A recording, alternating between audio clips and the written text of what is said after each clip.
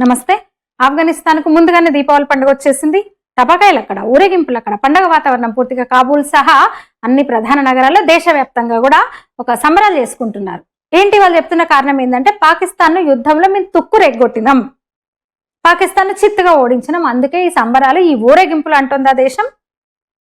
యుద్ధాన్ని మేమే గెలిచాం పాకిస్తాన్ మీద అంటుంది. అయితే పాకిస్తాన్ కూడా అదే మాట చెప్తుంది, ఆఫ్ఘనిస్తాన్ మీద మేమే గెలిచినాం, గెలుపు మాదే, పైచేయి మాదే అని చెప్తుంది. అయితే ఎక్కడ కూడా పాకిస్తాన్ లో పండుగ వాతావరణం కానీ, ఆ విజయోత్సవం కానీ, విజయోత్సవాలు కానీ, విజయోత్సాహం కానీ కనిపించట్లేదు అనమాట. లాహోరు, కరాచీ, ఇస్లామాబాద్, రావల్పిండి ఎక్కడ జనం బయటకు రాని పరిస్థితి, నిషేధాజ్ఞలు పూర్తిగా. అక్కడేమో పాకిస్తాన్ ముర్దాబాద్, ఆఫ్ఘనిస్తాన్ జిందాబాద్ నినాదాలు అక్కడ వినిపిస్తున్నాయి. మేమే గెలిచాము, ఆఫ్ఘనిస్తాన్ చిత్తుగా ఓడగొట్టినము అని చెప్తున్న పాకిస్తాన్ లో ఎక్కడ కూడా ఒక్క స్లోగన్ లేదు, ఒక్క మనిషి, ఒక్క పురుగు బయటికి వచ్చిన పరిస్థితి లేదనమాట. నిషేధాజ్ఞలు పూర్తిగా. అసలు ఏది నిజమంటే డౌట్ ఎందుకు, అసలు డౌట్ అక్కర్లేదు. పాకిస్తాన్ చెప్పేటివన్నీ అబద్ధాలు. మొన్న ఆపరేషన్ సింధూర్లో అదే చెప్పింది కదా, ప్రపంచ దేశాలన్నీ తిరుగుతూ ఏం చెప్పింది, భారీ నష్టం చేసినాం మేము, ఎయిర్ బేస్లన్నీ ఇది చేసేసినాము, డ్రోన్ దాడి చేసినాము, చిత్తైంది, చాలా నష్టం చేసినాం మేము భారతదేశాన్ని కానీ పాకిస్తాన్ చెప్పింది. కానీ అసలు విషయం అందరికీ తెలుసు, చిత్తైంది ఆపరేషన్ సింధూర్ సందర్భంగా, చిత్తైంది పాకిస్తాన్. అప్పుడు మనం తుక్కు రెగ్గొట్టినాం. ఇప్పుడు ఆఫ్ఘనిస్తాన్ కూడా అదే పనిచేసింది అనమాట.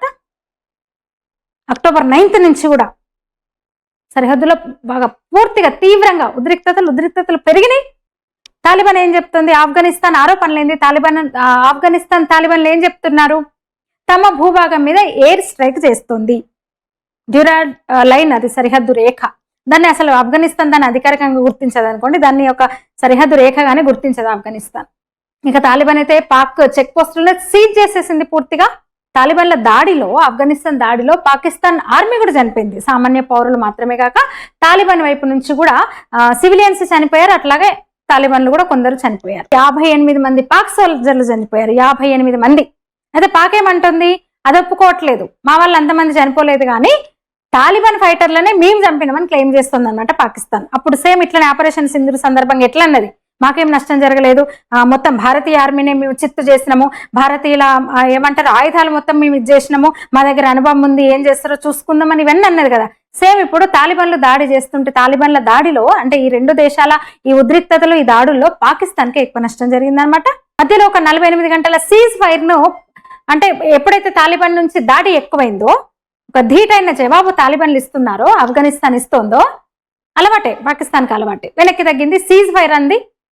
రెండు దేశాలు కూడా సీజ్ ఫైర్ ప్రకటించినాయి, ఆగినాయి, ఇంకా కాల్పులు ఆగినాయి, ఇంకా అయిపోయింది, అంతా మంచిగా ఉన్నదన్న టైంలో మళ్ళీ మొదలుపెట్టింది పాకిస్తాన్. సేమ్ మీకు గమనిస్తే పోల్చుకోవచ్చు. ఆపరేషన్ సింధూర్ సందర్భంగా పాకిస్తాన్ అప్పుడు ఎలాంటి వాదన అయితే వినిపించిందో, అంటే భారతదేశాన్నే మేము చిత్తు చేసినాము, భారత ఆర్మీని మేము చంపేసినాము, మేము రెడీగా ఉన్నాము, ధ్వంసం చేసినాము, ఇవన్నీ అన్నది కదా. దానికి వ్యతిరేకంగా జరిగింది అసలైతే. ఇప్పటికి కూడా భారత్ ధ్వంసం చేసిన ఎయిర్ బేస్లను ఇంతవరకు కూడా మరమ్మతులు చేసుకోలేని పరిస్థితి పాకిస్తాన్ అనమాట. ఇప్పుడు ఇంకుల్టా సేమ్ ఆఫ్ఘనిస్తాన్తో ఈ ఉద్రిక్త పరిస్థితులు, ఈ వార్, ఇంకా చిన్న సైజ్ వార్ జరుగుతుంది ఆ రెండింటికి. ఆ నేపథ్యంలో మళ్ళీ పాకిస్తాన్ చెప్తున్న మాటలు అవే అనమాట. మరి ఏంటి అసలు ఈ రెండు ఉగ్రవాద దేశాల మధ్య, ఈ రెండు ఇస్లామిక్ కంట్రీస్ మధ్య ఈ ఘర్షణకు, యుద్ధానికి కారణం ఏంటి, సరిహద్దులో ఉద్రిక్త పరిస్థితులు నెలకొనడానికి కారణం ఏంటి అంటే, కొంచెం మనం ఒక్కసారి చరిత్రలోకి వెళ్తే, కొంచెం ముందుకెళ్తే కొంచెం క్లుప్తంగా మాట్లాడుకుందాం. తెహ్రీకే తాలిబాన్ పాకిస్తాన్ లో ఉన్న ఉగ్రవాద గ్రూప్ ఇది. ఇప్పుడు ఆఫ్ఘనిస్తాన్ అయితే పూర్తిగా తాలిబాన్ల చేతిలోనే ఉంది కదా.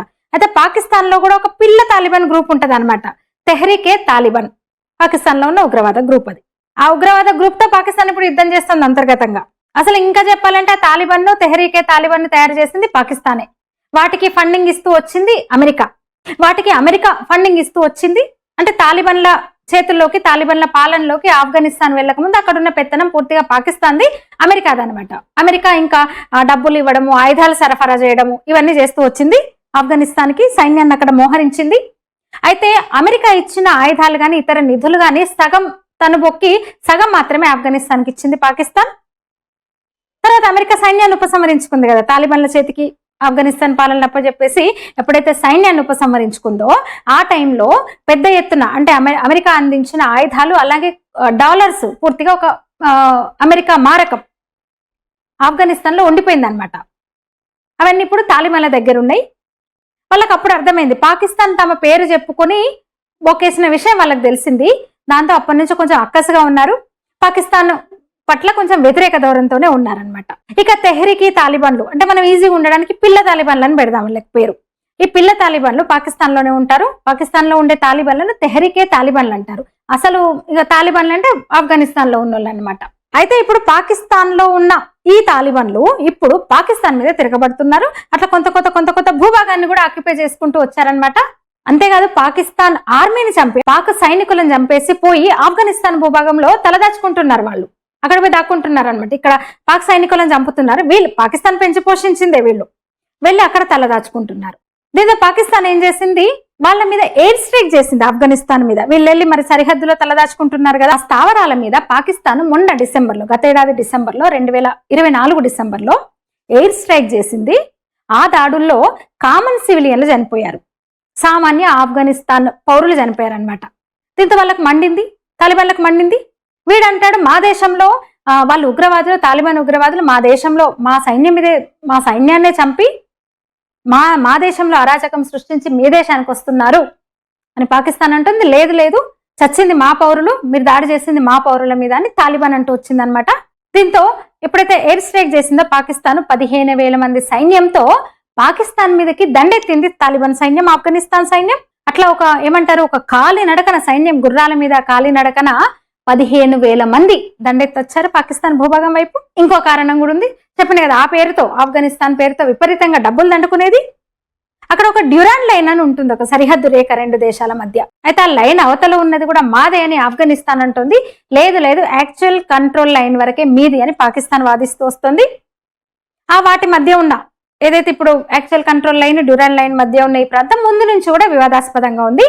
దాన్ని ఆక్యుపై చేసుకుందామని గత ఏడాది డిసెంబర్లో పాకిస్తాన్ సైన్యము అంటే తాలిబాన్ సైన్యము బయలుదేరింది అనమాట పాకిస్తాన్ వైపు. ఇక్కడ ఇంకో ట్విస్ట్ ఏంటంటే పాకిస్తాన్ సైన్యంలో అత్యధికులు పఠాన్లు, తాలిబాన్లు కూడా పఠాన్లే అనమాట. అంటే అందరూ ఒకటే, ఒకప్పుడు కలిసి పనిచేసిన వాళ్ళు వీళ్ళందరూ కూడా. వాళ్ళ మీద వీళ్ళని యుద్ధానికి పొమ్మంటే పాక్ సైన్యంలోని పఠాన్లు ఒప్పుకోలేదు, ముందు వాళ్ళకి మనస్కరించలేదు. మా వాళ్ళని మేమెట్లా చంపుకుంటామని గమ్మునున్నారనమాట. దీంతో ఇక పెద్ద తాలిబాన్లు అంటే అసలైన నిజమైన తాలిబాన్లు లోపల ఉన్న వీళ్ళను కుమ్మారనమాట. ఎందుకంటే సైన్యంలోని పఠాన్లు సహకరించని పరిస్థితి. సరిహద్దులు అంటే పాకిస్తాన్ ఆఫ్ఘనిస్తాన్ సరిహద్దుల్లో నెలకొన్న ఈ ఘర్షణ, ఆఫ్ఘనిస్తాన్ తాలిబాన్ల దాడి నేపథ్యంలో, పాకిస్తాన్ మీద ఆఫ్ఘన్ తాలిబాన్ల దాడి నేపథ్యంలో భారత పరిస్థితి ఏంటి, భారత స్టాండ్ ఏంటి అనే చర్చ కూడా జరిగింది. సహజంగానే భారతదేశం యుద్ధాలకు వ్యతిరేకం. అంతకు ముందు ప్రభుత్వాలు అలా లేవు. ఇప్పుడు బంగ్లాదేశ్ స్వతంత్రం కోసం కూడా మన సైన్యము త్యాగం చేసిన పరిస్థితి. ఎవరి కోసమో వేలాదిగా మన సైన్యం ప్రాణాలని పణంగా పెట్టిన నేపథ్యం ఉంది మన దేశానికి. కానీ ఇప్పుడు అట్లా కాదు, తన్ను మాలిన ధర్మం మొదలు చెడ్డ బేరం అనే విషయాన్ని అవగతం చేసుకుంది భారత్, నయా భారత్. ఇక మొన్న పెహల్గాం ఉగ్ర దాడితో, ఇక మొన్న పెహల్గాం మీద దాడితో అసలు కోలుకోలేని దెబ్బ కొట్టింది భారత్. ట్రంప్ అనేవాడు అమెరికా అంతో ఇంతో చిల్లరేస్తే బతుకుతో 4 రోజులు గడుపుదామన్న ఇది తోటి ఈ కంట్రీ ఉంది. అప్పుడు కూడా ఆఫ్ఘనిస్తాన్ మీద ఎయిర్ స్ట్రైక్ చేయడం వెనుక ఇంకో కారణం, ఇంకో కథ ఏంటంటే అమెరికా పూర్తిగా ఫండింగ్ ఆపేసింది కదా, నిలిపేసింది కదా ఆ టైంలో. అట్లా ఇప్పుడు అమెరికా పూర్తిగా ఫండ్స్ నిలిపివేసింది, ఫండింగ్ ఆపేసింది. ఎందుకంటే కశ్మీర్ని బూచిగా చూపి భారత్ మీద అక్కసుతోనే అమెరికా ముందు నుంచి కూడా ఏ ప్రభుత్వం ఉన్నా, ఏ పాలకుడు ఉన్నా, ట్రంప్ ఉన్నా, ఒబామా ఉన్నా, బుష్ ఉన్నా, క్లింటన్ ఉన్నా, ఎవడున్నా సరే భారత్ అంటే అక్కసే ఉంటది మరి. అందుకని పాకిస్తాన్ని పెంచి పోషిస్తూ, అక్కడ ఉగ్రవాదాన్ని పెంచి పోషిస్తూ వచ్చినాయి నిజం. కానీ ఇప్పుడు ఆ పరిస్థితి లేదు, వాడే అడకతినే పరిస్థితి వచ్చింది. వాడు అన్ని దేశాలు దూరం అయిపోయి ఆ టారిఫ్ వారని పెట్టి సామాన్య అమెరికన్లు ఎన్నడూ ఇంత ఇబ్బంది పడలేదు. అలాంటప్పుడు మునుపట్లాగా ఫండింగ్ అందే పరిస్థితిలో ఏదేదో చిల్లరైతే విధిస్తాడు. ఇక చైనాతో, భారత్ కోసమే పాకిస్తాన్తో సంబంధాలు ఉండేవి, ఆయుధాలు ఇచ్చేది, ఇంకా అన్ని రకాలుగా సైన్యాన్ని అక్కడ మోహరించడం ఈ 2 దేశాలు చేసినాయి కదా. ఇప్పుడు భారత్ చైనా అంటే సంప్రదింపులతో మన దగ్గర కూడా సరిహద్దులో ఉద్రిక్తతలు తగ్గినాయి, కొన్ని ఒప్పందాలు చేసుకున్నాయి చైనా భారత్ కూడా. ఇక్కడ అసలు విషయం వేరే ఉంటది, మళ్ళీ అమెరికా ఈ ట్రయాంగిల్, ఈ కోణం వేరే ఉంటది. నేను గత వీడియోస్ లో చెప్పాను అంతర్జాతీయ సంబంధాలు ఎట్లా చేంజ్ అవుతున్నాయి, ముఖ్యంగా చైనా, భారత్, అమెరికా.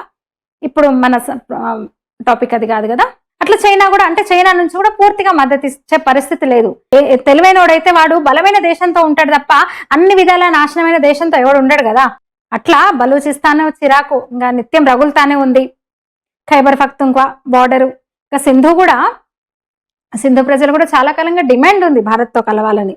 ఒక పంజాబే నిజంగా పాకిస్తాన్ సరే ఇప్పుడు కాకపోయినా ఇంకో కొన్ని రోజుల కన్నా కొన్నేళ్లకైనా పాకిస్తాన్ 4 ముక్కలు అవడం ఖాయం. 4 ప్రావిన్స్లు ఉంటాయి ప్రస్తుతం అక్కడ. ఏ ముక్క కా ముక్క పోవడం ఖాయం. ఒక పంజాబ్తో కూడిన పాకిస్తానే ఉంటుందని నాకు అనిపిస్తుంది. అదన్నమాట సంగతి. ఇప్పుడు ఇంకా చెప్పిన కదా పాకిస్తాన్ పరిస్థితి పాపం అనేటట్టే ఉంది. ఎవరైనా సరే పాపం అనేటట్టే ఉంది. అట్లా పాకిస్తాన్ తుక్కు రేగొట్టి చిత్తుగా ఓడించినమంటూ ఆఫ్ఘనిస్తాన్ తాలిబన్లు సంబరాలు చేసుకుంటున్నారు, రంగులు జల్లుకుంటున్నారు, టపాకాయలు పేలుస్తున్నారు. అంటే మన దీపావళి, అది ఇస్లామిక్ కంట్రీ అయినా మన దీపావళి మన హోలీ కనిపిస్తున్నాయి, ఆ వాతావరణం కనిపిస్తుంది అనమాట అక్కడ. అసలు ఎంత దారుణం అంటే సీజ్ ఫైర్ ఒప్పందం చేసుకుని శాంతి ఒప్పందం అంటూ 2 రోజుల యుద్ధం చేసుకుని శాంతి ఒప్పందం అయిన తర్వాత మళ్ళీ మొదలుపెట్టింది సేమ్ మన భారత్తో చేసినట్టే. ఆపరేషన్ సింధూర్ సందర్భంగా ఎట్లయితే చేసిండ్రో అట్లనే అనమాట. అంటే ఆ దేశ నైజం అది. ఇంకోటి పాకిస్తాన్ నుంచి కొన్ని యుద్ధ ట్యాంకులను చేజిక్కించుకుంది, స్వాధీనం చేసుకుంది, హస్తగతం చేసుకుంది. వాటిని కాబూల్లో ప్రదర్శిస్తున్నారు, కాబూల్లో ఊరేగిస్తున్నారు ట్యాంకులని. పాక్ చెక్ పోస్టులను ఇప్పటికే పూర్తిగా ఆక్రమించేసుకుంది, తగలబెట్టేసింది. అంటే భారత్ని ఎట్లాగో ఎదుర్కోలేదు, అసలు ఏ రకంగా కూడా సమవుజ్జి కాదు, ఇంకా కోలుకోలేకపోతుంది.